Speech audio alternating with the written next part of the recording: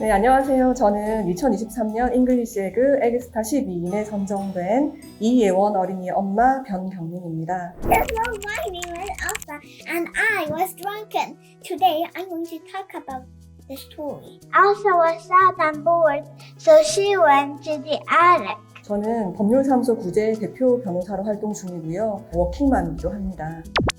아이가 영어를 즐겁게 습득하기 위해서는 저희가 공부했던 것처럼 암기식 한국식 영어는 안 된다고 생각을 했어요. 그래서 모국어 습득 방식이어야 된다고 생각을 했고, 그렇다고 한다면 아이가 이해 가능한 수준의 인풋이 지속적으로 반복되는 이중언어 환경이 제공되어야 된다고 생각을 했어요. 그래서 당시에 그 잉글리시 에그의 컨텐츠와 책에 나와 있는 그림들을 보았는데, 등장인물들의 표정이나 행동, 그 외에 그 배경이 되는 사물들에 대한 묘사도 굉장히 상세하더라고요. 그래서 이 그림을 보면은 충분히 그 글의 내용을 이해 가능하겠다. 굉장히 부합하게 글이 잘 배치되었다라는 생각을 했어요. 그리고 그 내용 또한 아이가 언제든지 경험할 수 있는 일상이다 보니까 아이가 해당 키센텐스의 내용을 굉장히 쉽게 이해할 수 있겠다라는 생각이 들었거든요. 그렇다면 아침에 아이와 에그TV를 보고 오후에 영어책을 읽고 그다음에 그 오디오를 흘려듣기를 하고, 그리고 책에 나오는 일상을 마주할 때마다 그 해당 센텐스를 엄마가 발화해준다고 한다면 완벽하게 이해 가능한 인풋이 이중 언어 환경으로 제공될 수 있겠다라는 생각이 들었거든요. 그것이 잉글리시 에그만의 차별화된 메리트가 아닐까라는 생각을 했어요.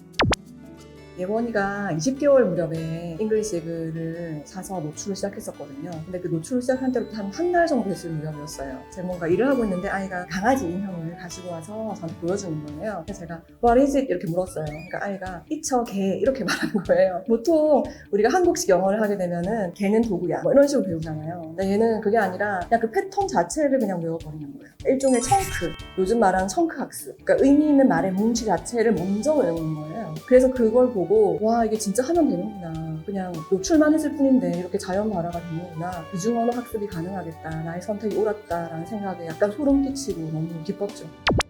예원이 같은 경우에는 처음 에그 드리고 정말 미친 듯이 봤거든요. 그 아침부터 밤까지 애가 저러다가 영상 중독이 되는 게 아닌가 할 정도로 정말 몰입해서 봤어요. 그렇게 보고 영상 말고 그럼 책도 한번 읽어보자 라고 이렇게 했을 때 아이가 좀 책 읽기를 싫어하더라고요. 그래서 되게 걱정이 되고, 다른 아이들은 이렇게 하는데 좀 해야 되는 거 아니야? 이런 생각이 들면서 저도 조금 고민에 빠졌었던 적이 있었거든요. 근데 그때 저는 책을 그냥 접었어요. 책 읽기를 그냥 미루어뒀어요. 차라리 그 책에 나오는 키센텐스를 가지고 역할놀이를 한다거나 제가 말로 해준다거나 하는 방식으로 했어요. 근데 돌이켜보면은 아이는 더 인풋이 필요했던 거예요.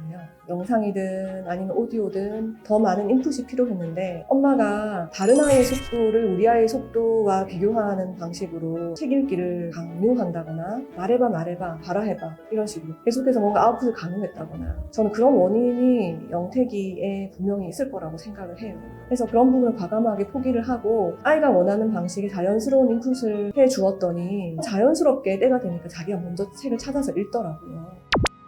저는 아까 말씀드린 것처럼 엄청 바쁜 워킹맘이거든요. 거의 스케줄 10분 단위로 이렇게 쪼개질 정도로 바쁜데 먹이고 씻기고 입히고 또 엄마표도 해줘야 되고, 그게 엄마들에게는 굉장히 큰 부담일 것 같아요.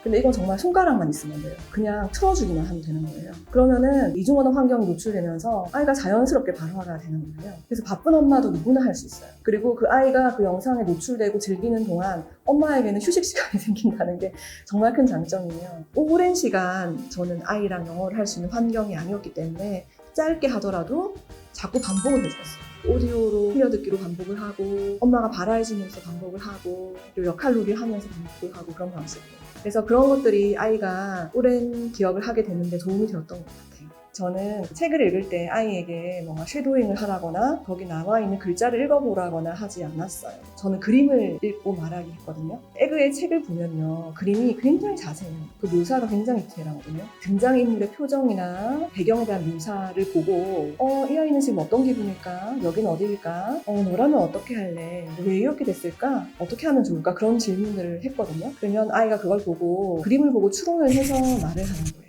그러면은 그 과정에서 문장에 대한 해석은 필요하지 않아요. 왜냐하면 그림을 보고 추론이 가능하니까요.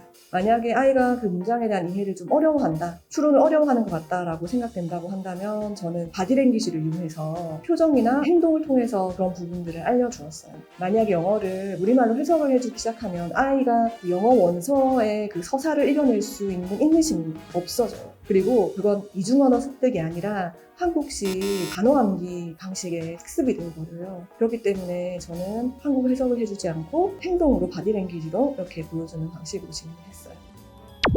다른 아이와 우리 아이를 비교하지 말고 우리 아이의 속도와 관심사에 맞게 에그를 꾸준히 노출해준다고 한다면 아이들은 충분히 학습이 아닌 즐거운 행복한 영어를 할 수 있을 거라고 생각을 해요. 그리고 과정에서 어머님들이 격려와 칭찬 이렇게 해주어서 너무 고마워, 자랑스러워 이런 말씀까지 해주신다라고 한다면 아이의 영어 자존감이 정말 세상 최고, 내가 최고다 이런 자존감이 생길 거예요. English egg!